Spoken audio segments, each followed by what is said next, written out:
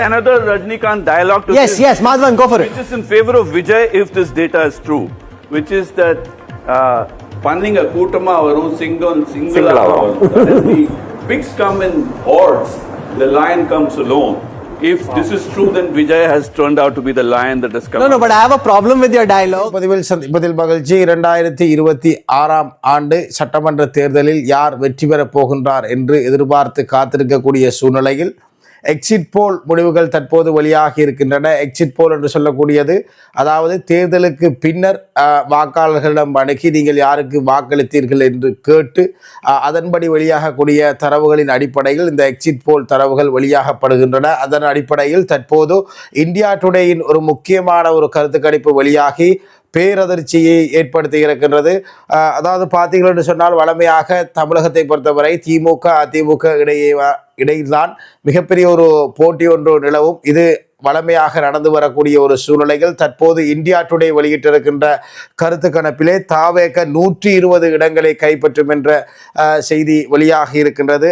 அதற்கு அடுத்தபடியாக திமுக 110 இடங்களையும் அதிமுக 32 இடங்களையும் ஏனைய கட்சிகள் 0 தொகுதிகளையும் கைப்பற்றும் என்று இந்த அறிவிப்பு வெளியாகி இருக்கின்றது. தற்போது சமூக வலைதளங்களில் பல நிறுவனங்கள் எடுத்திருக்கின்ற எக்ஸிட் போல் வெளியாகி இருந்தாலும் தற்போது இந்த இந்தியா டுடே நிறுவனம் வெளியிட்டிருக்கின்ற இந்த எக்ஸிட் போலில் புதிதாக கட்சி ஆரம்பித்து தமிழகத்தில் முதலாவது தேர்தலை சந்தித்திருக்கக்கூடிய தளபதி விஜய் அவர்கள் இம்முறை 120க்கும் மேற்பட்ட தொகுதிகளை வெற்றி பெற்று ஆட்சி அமைப்பார். உண்மையில் தேர்தலுக்கு முந்தைய கருத்து கணிப்பிலே தாவேட்க ஒரு இடங்களை கூட வெல்லாது, அதாவது ஒரே ஒரு தொகுதியை மட்டும்தான் வெல்வதற்கு வாய்ப்பு இருக்கின்றது. பெரம்பூர் தொகுதியை மட்டும்தான் தளபதி விஜய் அவர்கள் மட்டும்தான் வெற்றி பெறுவார் என்று அனைத்து ஊடகங்களும் ஒட்டுமொத்தமாக ஒருமித்த கருத்தில் இருந்த சூழ்நிலையில் தற்போது தேர்தலுக்கு பிந்தைய கருத்து கணிப்பில் 120 இடங்களை கைப்பற்றுவதாக தற்போது இந்தியா டுடே வெளியிட்டிருக்கின்ற செய்தியில், அதாவது தேர்தலுக்கு பிந்தைய கருத்து கணிப்பில் வெளியாகி இருப்பது